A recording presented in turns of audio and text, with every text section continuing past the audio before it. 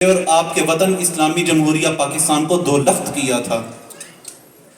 اس مہینے میں، دسمبر کے مہینے میں پاکستان کو دو لخت کر کے پاکستان کا ایک ٹکڑا علیحدہ کیا گیا تھا جسے بنگلہ دیش کا نام دیا گیا تھا۔ اس بات میں کوئی شک نہیں ہے کہ آج بھی میرے اور آپ کے وطن کے حالات خراب ہیں، پریشان کن ہیں، مایوسیاں ہمارے سروں پہ منڈلا رہی ہیں۔ عزیز طلبہ، نوجوانوں، 1971 جب دسمبر کے مہینے میں دو لخت میرے اور آپ کے وطن کو کیا گیا تو آج تک اس بات کو 50 سال سے زیادہ عرصہ گزر چکا، آج تک اسی بات پر بحث ہوتی ہے کہ بتائیں قصور کس کا تھا۔ اینکرز میڈیا کے اوپر بیٹھے ہوئے ہمیں یہ بات کہتے ہوئے دکھائی دیتے ہیں، آج اس بات کے اوپر بحث ہوتی ہے، عدالت کے دروازے کھڑکائے جاتے ہیں کہ بتاؤ قصور کس کا تھا؟ کیا اس وقت کی سول گورنمنٹ کا قصور تھا یا اس وقت کی آمریت کا قصور تھا کہ میرا اور آپ کا وطن دو لخت ہو گیا؟ میں یہ بات کہتا ہوں کہ 50 سال سے زیادہ کا وقت ہو چکا، آج بھی اگر میں اور آپ اس بحث کے اندر ہیں کہ میرا اور آپ کا وطن دو لخت کیوں ہوا، تو ہمیں اس بات کی فکر کرنی چاہیے کہ جس شعور پہ آج ہماری قوم کو، نوجوانوں کو ہونا تھا، وہ آج اس شعور کے لیول، اس سطح پر نہیں ہے۔ ہمیں تو سوچنا یہ چاہیے تھا، ہمیں تو فکر اس بات کی کرنی چاہیے تھی کہ آخر کیا وجہ ہے کہ اندرا گاندھی نے بنگلہ دیش میں کھڑے ہو کے یہ بات کہی تھی کہ سقوط ڈھاکہ کے بعد، بنگلہ دیش کو علیحدہ کرنے کے بعد اس نے کہا تھا کہ پاکستان کا دو قومی نظریہ آج ہم نے خلیج بنگال کے اندر ڈبو دیا۔ فائدہ کس کو ہوا؟ نقصان کی بات تو ہم کرنے لگے، تانے تشکی ہم دینے لگے، ہم لوگ اپنے تیروں کا رخ تو کرنے لگے، لیکن دیکھنا یہ تھا کہ فائدے میں کون رہا اور نقصان کس کا ہوا۔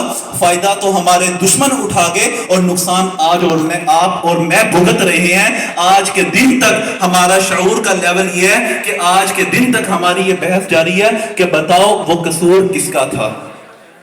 عزیز طلبہ، ہم پورے ملک کے اندر جاتے ہیں، کالجز کے طلبہ سے، یونیورسٹیز کے طلبہ سے جا کے مخاطب ہوتے ہیں۔ ہمارا الحمدللہ القدس سیمینارز کا یہ سلسلہ جاری و ساری ہے۔ پنجاب کے تقریباً تمام اضلاع میں ہم یہ کر چکے، خیبر پختونخوا سے ہم واپس آ چکے، کشمیر کے اندر ہمارے یہ پروگرام ہو چکے، دسمبر کے مہینے میں انشاءاللہ گلگت بلتستان کے اندر، سندھ کراچی کے اندر اور اسی طرح بلوچستان کے اندر ہم یہ سیمینارز کریں گے۔ پورے ملک میں طلباء سے جا کے ہم مخاطب ہوتے ہیں، طلباء ہمارے سامنے آ کے بیٹھتے ہیں۔ آج میرے اور آپ کے وطن کی کیفیت کیا ہے؟ میرے اور آپ کے وطن کی کیفیت یہ ہے کہ اگر سندھ میں ہم چلے جائیں تو ہمیں کچھ لوگ کھڑے ہو کے دکھائی دیتے ہیں، وہ یہ نعرہ لگاتے ہیں کہ سندھ کو پاکستان سے علیحدہ کر کے سندھو دیش بنا ڈالو۔ وہ یہ بات کہتے ہوئے دکھائی دیتے ہیں، کہتے ہیں بلوچستان کو پاکستان سے علیحدہ کر دیا جائے۔ وہ یہ بات کہتے ہیں کہ سرائکیوں کو علیحدہ کیا جائے۔ جاگ پنجابی جاگ کا نعرہ لگانے والے ہمارے اسی پنجاب کے اندر موجود ہیں، ہزارہ کمیونٹی کو علیحدہ کرنے کا نعرہ لگانے والے اسی جگہ پہ موجود ہیں، اور پختونستان کا نعرہ لگانے والے بھی آپ کے اسی ملک کے رہائشی ہیں۔ گلگت بلتستان کا مسئلہ ہو تو لاکھوں لوگ ہمیں سڑک پر نظر آتے ہیں، آزاد کشمیر کا مسئلہ ہو تو وہاں پہ نیشنلسٹ پارٹیاں ہمیں متحرک نظر آتی ہیں۔ لیکن فکر کرنے کی بات یہ ہے کہ پاکستان کے لیے کون کھڑا ہے؟ پاکستان کی بات کرنے والے کون لوگ ہیں؟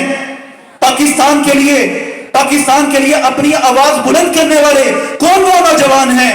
آج ہم اس بات کو بھول چکے، جن لوگوں نے اس وطن کو آزاد کروانے کے لیے قربانیاں دی تھی، ان کے پاس جا کے بیٹھیے، وہ جب قربانیوں کا تذکرہ کریں گے اور جب 1971 کی بات آئے گی تو آپ کو ان کے آنسو ان کی آنکھوں سے نکلتے ہوئے دکھائی دیں گے۔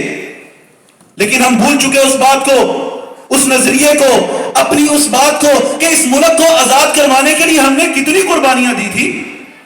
آئیے ایک بات آپ کے سامنے رکھتا ہوں، پھر اپنی اصل بات کی طرف واپس پلٹتا ہوں۔ 1940 کا دن ہے، سال 1940 ہے، 23 مارچ کا دن ہے، لاہور منٹو پارک میں پورے بر صغیر سے لوگ جمع ہیں، ان میں بچے بھی ہیں، ان میں عورتیں بھی ہیں، ان میں بوڑھے بھی ہیں۔ یہ وہ لوگ تھے، ایک تحریک لے کے کھڑے تھے اور ایک تحریک کی شکل میں وہاں پہ موجود تھے۔ قائد اعظم محمد علی جناح کی قیادت میں لوگ اس وقت ایک عزم کے ساتھ کھڑے تھے، انہوں نے اپنے پچھلے 70-75 سالوں کی 1857 کے بعد کی تاریخ کو دیکھا تھا، انہیں ازبر دی تاریخ، اور انہیں یہ بھی یاد تھا کہ ہمارا ماضی کیسا گزرا۔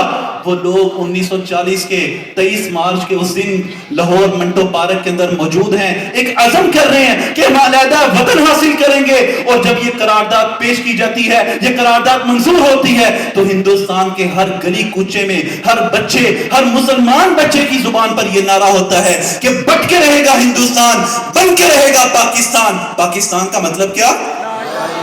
پاکستان کا مطلب کیا؟ لا الہ الا اللہ۔ یہ نعرہ ان لوگوں کی زبان پر ہوتا ہے، لیکن اس نعرے کی سزا یا جزا جو ان کو دی جاتی ہے وہ آسان نہیں ہے، وہ بیان کرنا آسان نہیں ہے۔ یہاں پہ پاکستان کا مطلب کیا، لا الہ الا اللہ کا نعرہ لگا دینا تو بہت آسان ہے، لیکن اس کے لیے جو ان کو سزا دی گئی اس کا اندازہ اور تصور کرنا بہت مشکل ہے۔ کتنی ہی داستانیں ایسی ہیں، کتنے ہی لوگ ایسے ہیں جنہوں نے قربانیاں دی، اور آج ہم اس آزاد وطن کے اندر سانس لے رہے ہیں۔ ایک چھوٹی سی بات آپ کے سامنے میں رکھنے لگا تھا، کہتے ہیں کہ ایک قافلہ انہی دنوں کے اندر جب پاکستان کی آزادی کا اعلان ہوا، انہی دنوں کے اندر ایک قافلہ جب ہجرت کرتے ہوئے پاکستان کی طرف آ رہا تھا تو انہیں جنگل میں کسی کے رونے چلانے کی آوازیں سنائی دی۔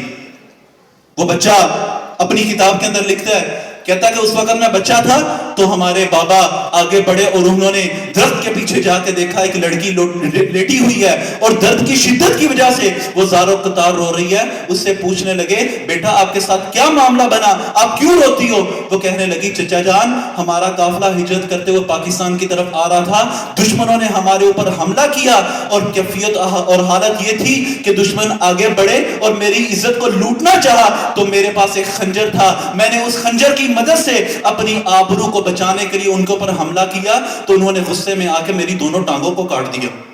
وہ کہنے لگے، بیٹا ہم پاکستان کی طرف جا رہے ہیں، ہمارے ساتھ ہمارا قافلہ موجود ہے، آؤ تمہیں اٹھاتے ہیں، تمہیں پاکستان کی طرف لے چلتے ہیں۔ وہ کہنے لگی، چچا جان میرا اتنا لہو بہہ چکا ہے، آپ مجھے پاکستان نہیں لے جا پائیں گے، آپ وعدہ کریں، آپ وعدہ کریں میرا ایک کام کریں گے، اگر وہ آپ کر سکتے ہیں تو وعدہ کریں میرا وہ کام کر دیجئے گا۔ وہ کہنے لگے، میں وعدہ کرتا ہوں میں تمہارا وہ کام ضرور کروں گا۔ وہ کہنے لگی، چچا جان جب آپ پاکستان جائیں تو پاکستان کو جا کے میرا سلام کہنا، آپ پاکستان کو کہنا، اے ملک پاکستان تیری خاطر تیری بیٹی نے اپنی جان قربان کر دی۔ وہ کہتی، مجھے اس بات کا تو دکھ ہے کہ شاید میں پاکستان کو تو نہ دیکھ پاؤں گی، لیکن مجھے اس بات کی خوشی ہے کہ پاکستان کو آزاد کروانے کے لیے میرا لہو کام آ گیا۔ یہ صرف ایک واقعہ ہے، ایسی لاکھوں داستانیں کتابوں کے اندر رقم ہیں، ہمارے بڑوں نے ہمیں سنائی ہیں، اور ان کے آنسو جو ہے ان کی آنکھوں سے جاری تھے۔ عزیز طلبہ، نوجوانوں، آپ تصور کریں اتنی قربانیوں کے بعد یہ وطن میں نے اور آپ نے حاصل کیا، لیکن 1971 میں میرے اور آپ کے ساتھ کیا معاملہ پیش آیا؟ ہمارے وطن کو دولت کیا، ہم کہتے ہیں وہ بات پرانی ہو چکی۔ آج کا نوجوان باشعور ہے، سوشل میڈیا پہ نوجوان بیٹھے ہوئے ہیں، اپنے فیس بک کو سکرول ڈاؤن کرتے جا رہے ہیں اور پوسٹیں لگائی جا رہے ہیں، اور ہمارے اینکرز کہتے ہیں آج کا نوجوان باشعور ہے۔ ہم کہتے ہیں کون سا شعور ہے؟ یہ کیسا باشعور ہے کہ وہ کھڑا ہوتا ہے تو سندھ کے لیے کھڑا ہوتا ہے، وہ کھڑا ہوتا ہے بلوچستان کے لیے کھڑا ہوتا ہے، وہ کھڑا ہوتا ہے پنجاب کے لیے کھڑا ہوتا ہے، وہ کھڑا ہوتا ہے وہ بلوچستان کے لیے کھڑا ہوتا ہے، وہ خیبر پختونخوا کے لیے کھڑا ہوتا ہے، وہ کھڑا ہوتا ہے تو آزاد کشمیر گلگت بلتستان کے لیے کھڑا ہوتا ہے، وہ نہیں کھڑا ہوتا تو پاکستان کے لیے نہیں کھڑا ہوتا۔ تو آئیے یہی دعوت میں لے کے آپ کے پاس آیا ہوں، مسلم اسٹوڈنٹس لیگ کے پلیٹ فارم سے ہم پورے ملک کے اندر موجود ہیں۔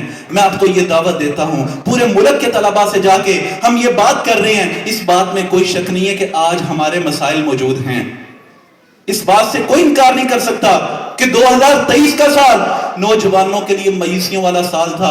ہم مختلف جگہوں پہ جاتے ہیں، طلباء ہمارے پاس آ کے بیٹھتے ہیں، ہم سے گپ شپ کرتے ہیں، ہمیں اپنا مسئلہ بتاتے ہیں۔ ایک نوجوان آیا، کہتا ہے کہ میں آپ جو نعرہ لگاتے ہیں، آپ نوجوانوں کے متعلق بات کرتے ہیں کہ پاکستان کی آن اور شان کے لیے نوجوان اپنی جان قربان کرنے کے لیے تیار ہیں۔ کہتا آج بھی ہم نوجوان پاکستان کے لیے اپنی جان قربان کرنے کے لیے تیار ہیں، لیکن ہمیں صرف ایک بات کا جواب دیں، ہم پاکستان کا مستقبل ہیں، ہم پاکستان کے شہری ہیں، आने वाले दिनों में पाकिस्तान के लिए हमने किरदार अदा करना है। कहता हम 65% है, हमें बताएं पाकिस्तान में हम कहां पे खड़े हैं।